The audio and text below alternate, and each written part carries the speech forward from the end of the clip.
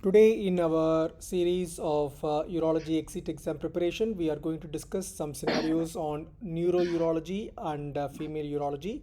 Thank you for the trainee who has given the consent to record this session, which is good for future revision and also recollection of the facts. Your time starts now. You have a 23-year-old lady presented to clinic with history of recurrent urinary infection. Her predominant symptom is cystitis. How are you going to evaluate her? Okay, so I'll see her in my functional clinic, where I'll take a history, examine the patient, and arrange some tests. I'll see her with a nurse present. And in my history, I'll establish how long this has been going on, how many episodes of UTI she's had in the last 6 months or in the year, and what symptoms she gets with a recurrent UTI, whether she gets septic or if this is mainly cystitis. I'll ask about any associated lower urinary tract symptoms, any red flag symptoms like visible hematuria. I will then ask about personal habits like the way she wipes herself, wiping from front to back. If UTI is triggered by sexual intercourse, I'll ask about her baseline fluid intake, any family history of recurrent urinary tract infections, any history of stones. I'll document her past medical history, any treatments that she's had so far for this condition. And then I will, in clinic, do a flow rate and a post-void scan to check if she's retaining. With a chaperone, I'll examine her abdominal examination, feeling for any palpable bladder or flank tenderness. I'll do a PV examination to assess the vagina for any obvious abnormalities or urethral lesions. I'll also, in my history, ask about her obstetric history, as this may be useful as well. I'll then feel for any masses, any prolapse, or indeed any abnormalities. Following on from that, I'll do urine deep and urine cultures if necessary. And depending on my examination findings and my history, I'll take it further. Okay, she is quite thin built. No other significant red flag signs noted. She is married, sexually active. She has one child born by normal delivery 1 year back. She is working as a secretary. There is no job related stress or anything noted. Examination findings were normal. No specific hygiene related issues noted. So, how are you going to take this forward? Okay, so I'll inquire more specifically about what may be triggers to high urinary tract infection. I will want to get an ultrasound scan of her kidneys, ureter, and bladder to rule out any underlying stones or indeed any cause that could be triggering her recurrent infections. If my investigations exclude any functional or anatomical cause of her recurrent UTIs, then I will discuss conservative measures such as open fluid intake, personal hygiene like wiping from front to back. And then if these conservative options fail, I will also consider tell her about cranberry juice, which will be helpful as well. If these things fail, then I'll consider antibiotic prophylaxis, which could either be once a day low dose antibiotics or Peri intercourse antibiotics if it's related to intercourse, or a Selfstart treatment for UTIs. What do you mean by peri-intercourse antibiotics? How it works? So the principle is that intercourse causes transient bacteria, which can then lead to UTI in patients who are susceptible to it. So this involves taking a start dose of antibiotic immediately after intercourse to prevent any urinary tract infections. Okay, what do you mean by the self-start course of antibiotics? So this is usually a prescription provided to the patients for a 3-day period to take if they feel that they're coming down with urinary tract infection. They're advised to take a sample of urine before they start the antibiotics. And if the antibiotic works, then they don't necessarily need to send the sample off. If, however, the antibiotic doesn't work, then sample needs to go off to try and understand about the sensitivity and the offending organism. Okay, so you are sending her with peri-intercourse antibiotics, as you said. When are you going to review her? What will be your main concerns in the next visit? So I'll reassess her in about 3 to 6 months' time to see if she's had any more episodes of urinary tract infection, if our regimen of peri-intercourse antibiotics is working, and if indeed we need to intervene further. Okay, she did try to take the antibiotics as much meticulous as possible, but in spite of that, there are some days she felt cystitis and burning sensation. She's trying to keep herself well hydrated and following the lifestyle changes which you said. She find the improvement is only like 10%. Okay, so can I just check? Do we have any proven cultures for this lady? She had previous MSU once grown E. coli sensitive to all the antibiotics.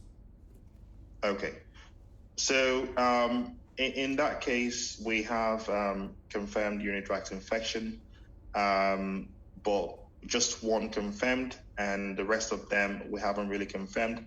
So I would also, in this lady, in the absence of any more MSU proven UTI, consider a diagnosis of interstitial cystitis, which would be a differential for cystitis in the absence of proven organisms. Okay, how will you rule out that? What is your next steps? So interstitial cystitis is cystitis symptoms of bladder pain with filling, which in the absence of any pathology or indeed urinary tract infections. So my initial assessment of ultrasound scan to rule out any stones or structural abnormalities, flow rate and post-void scan to rule out any significant residuals, MSUs to rule out recurrent UTIs, and in the absence of all this, of any functional or structural problem, given that it's a diagnosis of exclusion, I will then consider performing a GA cystoscopy, cystodistension, to help assess the bladder for any of those abnormalities, and also to look for features of interstitial cystitis. Okay, what features you are trying to look for in cystoscopy? So in cystoscopy, I'll be looking at the bladder capacity. I would also be looking at any obvious glomerulations or Horner's ulcers, which would be in keeping with interstitial cystitis. And also, if I take a biopsy from a histological perspective, I'll be looking for infiltration of inflammatory cells on histology. Okay, let us assume that you have some sighting of red patches and the biopsy also is showing findings of interstitial cystitis. What is your treatment plan? So I will have a discussion with this patient in the presence of a functional urology nurse specialist. I'll explain to her that this is a difficult situation to treat, and the treatment is multimodal. And from her expectation, there may be flare-ups despite treatment. So the management steps would include lifestyle changes, so cutting out any bladder irritants, smoking cessation, weight loss if necessary, and pharmacological management, including analgesics, and also neuromodulators such as amitriptyline. If these fail, then we will consider installation of Selfstart, which is a gag layer replacement. And the ladder goes on. If that fails, we would also consider the more invasive surgical options, such as before surgical options, actually sacral neuromodulators, and then if that fails, bladder augmentation and maybe urinary diversion. Okay, good. So time's up now. Good discussion. I have no major concerns. Just to add little bit, may few things like, for example, you may have asked for the MSU little bit earlier in the discussion itself, in the starting itself, Yeah. so that we know whether it's Yeah. active infection or not, or you can do a urine dipstick when she visits it. Yeah.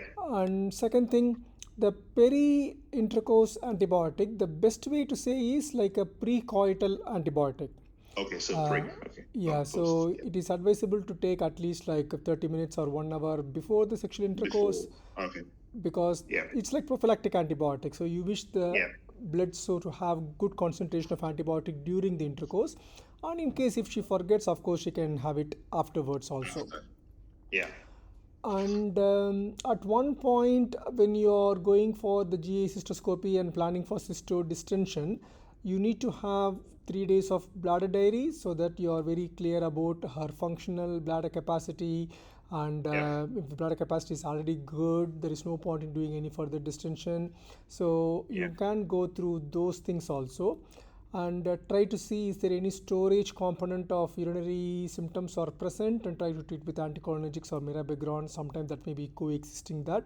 Yeah. If you say that I will look for it, sometime examiner will take you through that and say as if you have to start sulfasalazine, and sometimes Okay. examiners will make the discussion like pure urinary infection or interstitial cystitis.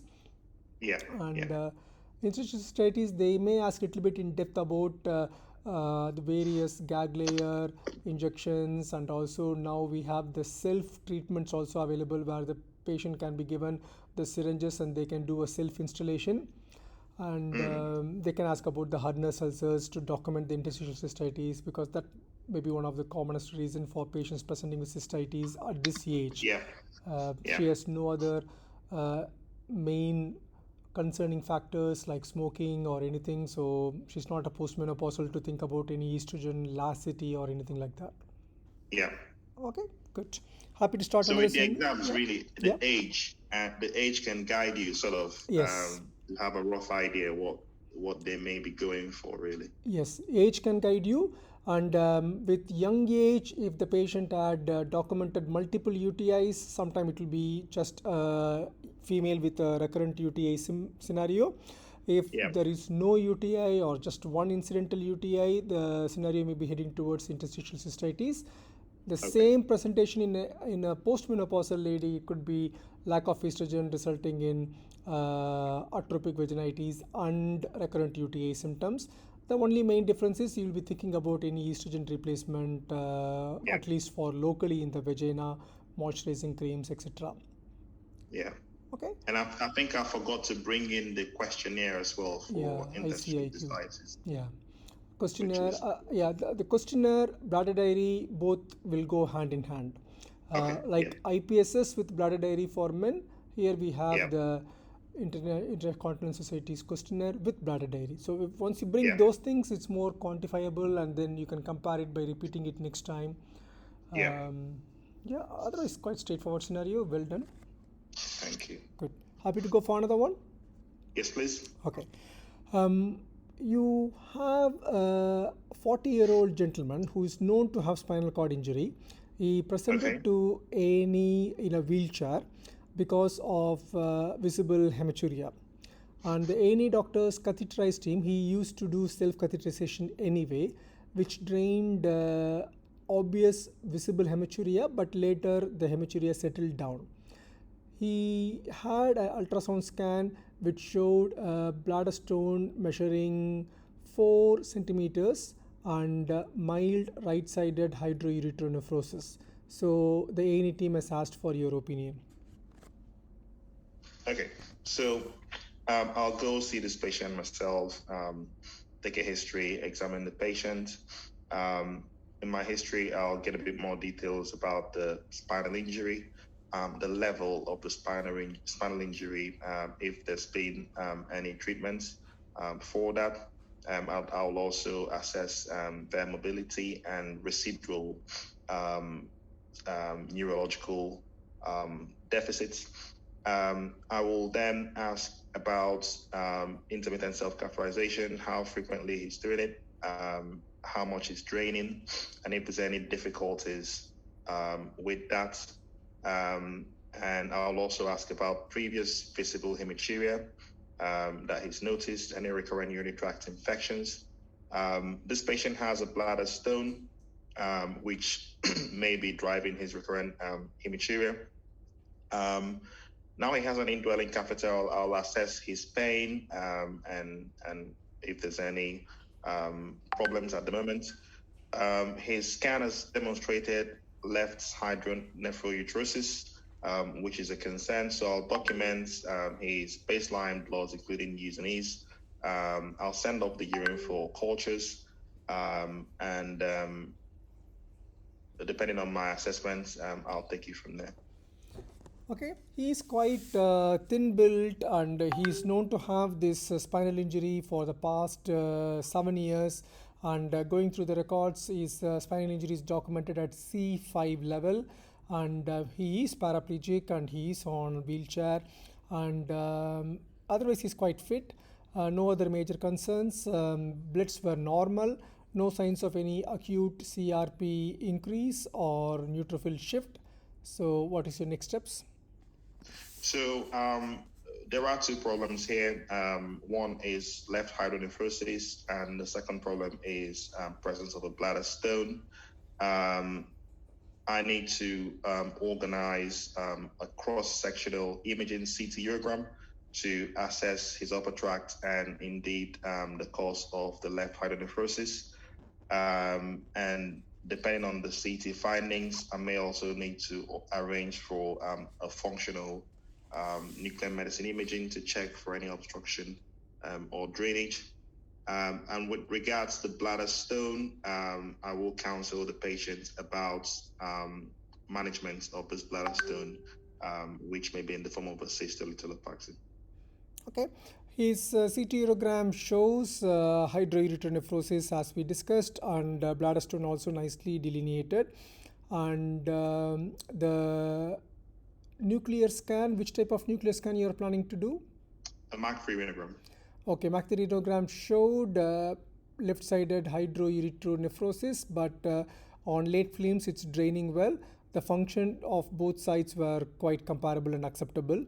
I think we started with right side hydronephrosis. That doesn't matter. We'll take it as left side. And this hydronephrosis seems to be quite incidental, but there is no physiological blockade. Okay. So, and do we have a post? How many times does he do ISC a day normally? He used to do 4 times a day. Okay. So, in the absence of an obstruction on Mach 3, I'm concerned that this may be a non-compliant bladder causing hydronephrosis on the left side. And so now that he has an indwelling catheter, this hopefully will maintain continuous drainage. But I need to discuss these concerns with the patient as he may require interventions or pharmacological treatments to lower his bladder pressures if it's raised. So I would also consider arranging for I'll treat his stone and consider arranging a urodynamics to establish his bladder pressures and physiology. Okay, what precautions you take when arranging urodynamics for him?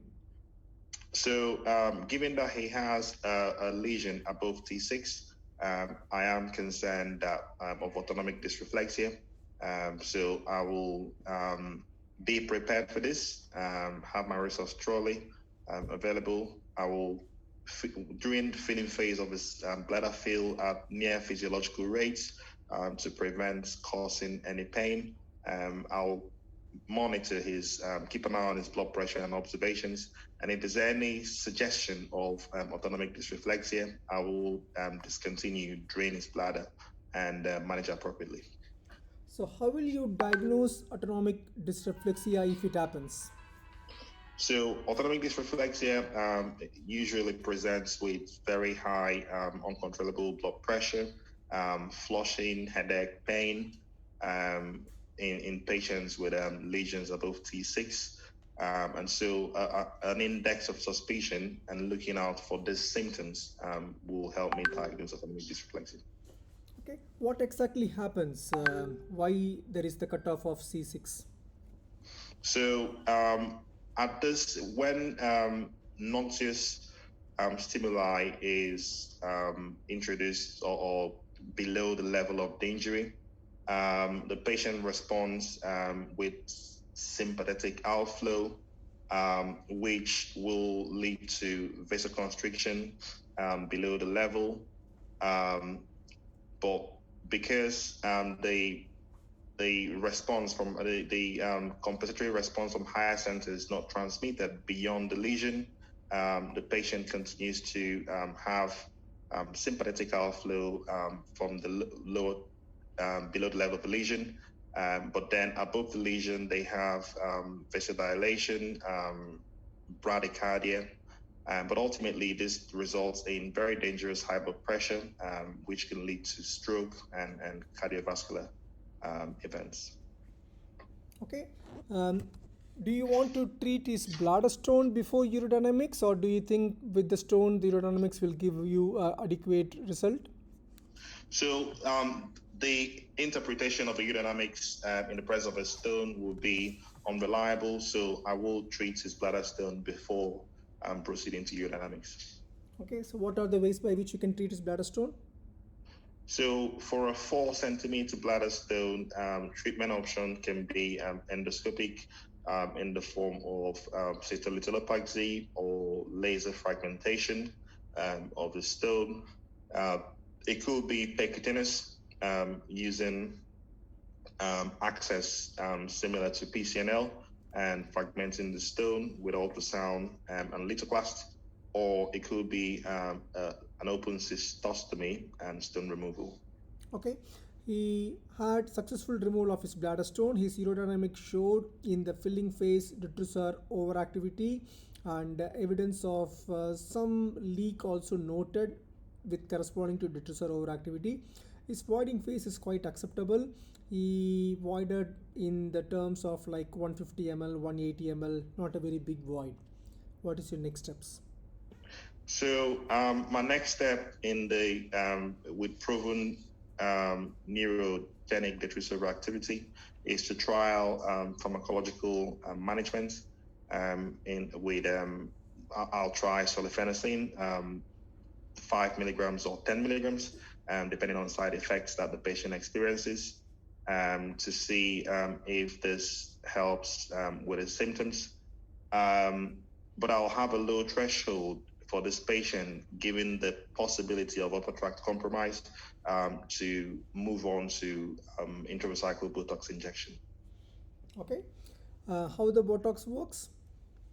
So Botox is a peptide toxin elaborated by Clostridium botulinum, and it works by inhibiting presynaptic release of acetylcholine. It specifically does this by cleaving SNAP25 of the snare protein. The snare protein is a complex that must be complete for the mechanism of exocytosis or exocytosis of acetylcholine to happen from the presynaptic nerve ending. Okay, good. I think from now onwards you can easily manage. It's a quite straightforward, like any other female OAB symptoms, Botox, Okay. if not augmentation, etc. Good. Again, I think you did very well. There is no concerns, no major issues. The only thing, as I prompted, better to treat the bladder stone before urodynamics, so that because otherwise the stone itself can block the eye of the catheter and you won't get the proper result. And nice to see that you have that high suspicion of that incidental hydroerythronephrosis without any cause. Could be due to the compromise due to the detrusor failure, and detrusor overactivity can resulting in like pop-off mechanism resulting in the vesico-ureteric reflex. You can evaluate the patient formally for vesico-ureteric reflex, but unless proven otherwise, if there is no obstruction, the only reason is the vesico-ureteric reflex. We can take it clinically also, nothing wrong in it. When you are doing Mach 3 renogram, there is an option to do indirect Mach 3 Yeah. urogram to check for the vesicular reflex also. You can use that since you have arranged that. You can Yeah. use the same time to document whether it's reflexing or obstructing ureter both in the same time. Yeah. Otherwise, I'm quite happy with what you said. Just on the autonomic dystreflexia, below the level of the injury, there will be excess of parasympathetic input resulting in vasoconstriction, etc. While the flushing happens above the level of the injury, and the sympathetic response is not able to travel through the injured spinal cord, resulting in uncontrolled spinal sympathetic stimulation. I Okay. think you did well, but I just want it to be absolutely clear and cemented. And precautions like getting an emergency trolley, sublingual nifedipine, sitting the patient up, removing any obnoxious stimuli like bladder catheter or anything, you should be prepared for that. Sometime they Yeah. will discuss autonomic dyslexia quite in depth, and I think Okay. you should be absolutely fine. Yeah. Okay, Thank you. we'll do one more scenario. Yeah, please. Okay. You have a 45-year-old lady presented to clinic with history of urine leak on coughing and lifting heavy weights. She is obese with BMI of 38. She has no medical comorbidities. She has 3 children born by normal vaginal delivery. How are you going to evaluate her? So I'll see her in my functional urology clinic with a bladder diary filled out for 3 days, an IC-IQ questionnaire pre-filled, and I'll do a flow rate and post-voice scan on arrival.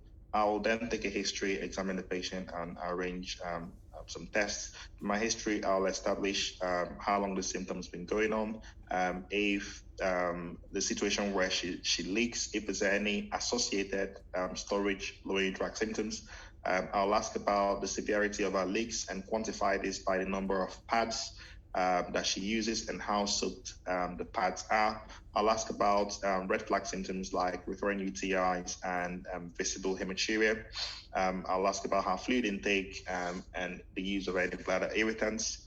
Ask about smoking, previous obstetric and gynecological history, any previous history of pelvic surgery, radiotherapy, and I'll document her past medical history.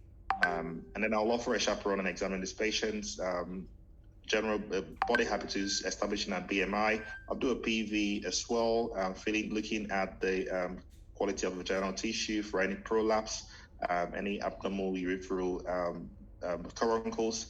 I'll examine as well on a left lateral position to clearly assess for prolapse. And following on from that, I will send her urine for, I'll do a urine dipstick and send off for culture if indicated. Okay. What may be the pathology behind her symptoms?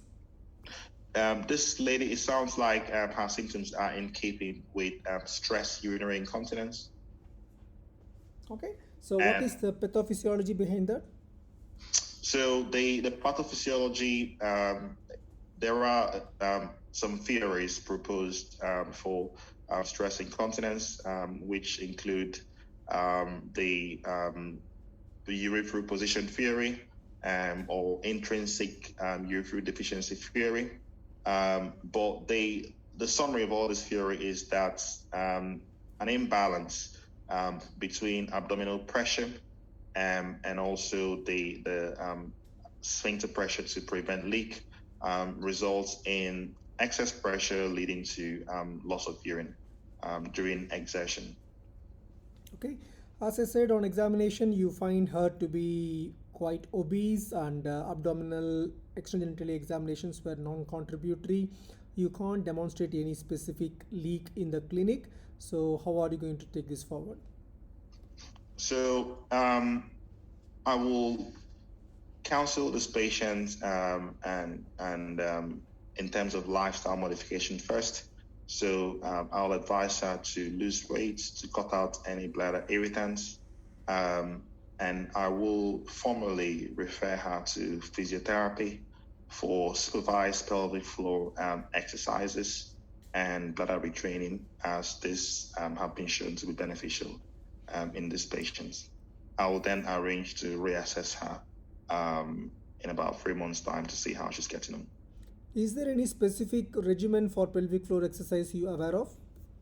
So there is the Kegels pelvic floor exercise, which is commonly used, and this involves the advising the patient to contract the pelvic floor. The best way to describe is to ask them to try and avoid breaking wind and count for 3 to 5 seconds, and then relax again and count for 3 to 5 seconds. And this is repeated for up to 10 times, about 3 to 5 times a day. And I'll explain to the patient that they will start to see benefits at about 4 to 6 weeks time. How this pelvic floor exercise works? So the pelvic floor exercise works by strengthening the pelvic floor muscles, which will then support the pelvic organs and as well as the urethra specifically, and prevents urine leak. Okay.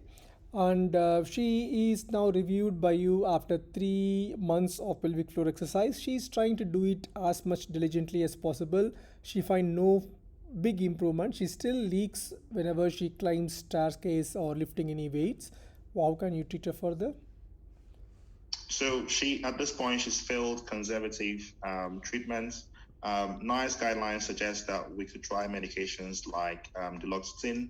However, I am aware that the efficacy is not very high and side effect profile are quite high. So at this point, I will, in addition to mentioning duloxetine, counsel these patients about surgical management options.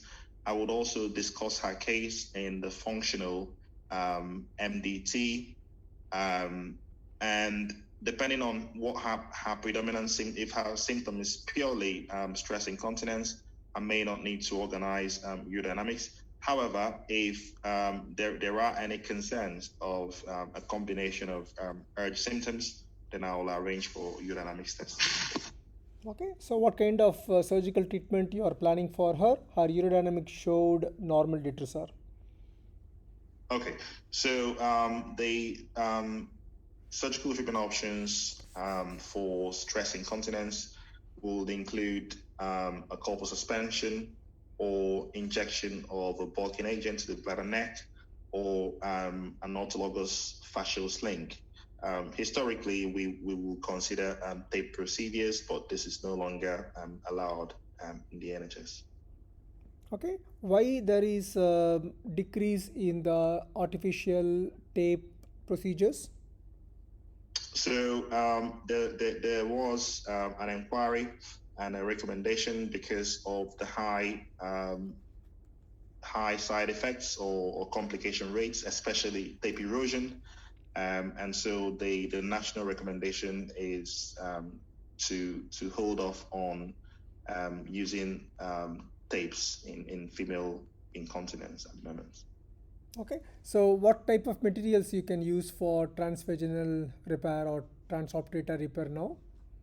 So we could use the rectus sheath or fascia lata can be harvested.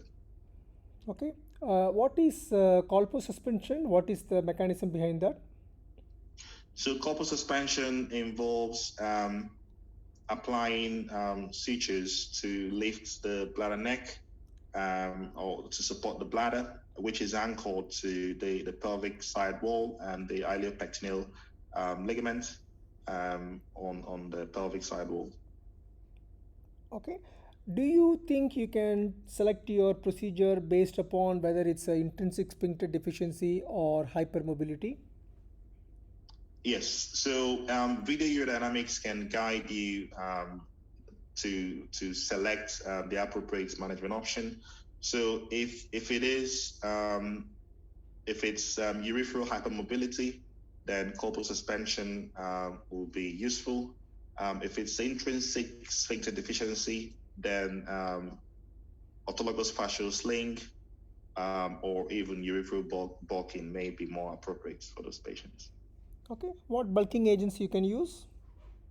So Bulkamed, which is polyacrylamide, is what I am familiar with in my practice. So how will you inject them? So this is injected at the bladder neck to cause coaptation. Initially, cystoscopy is done to assess that the bladder is normal, and the Bulkamid is injected at around 6 o'clock position to cause coaptation of the bladder neck and help with urine incontinence. Okay, time's up now.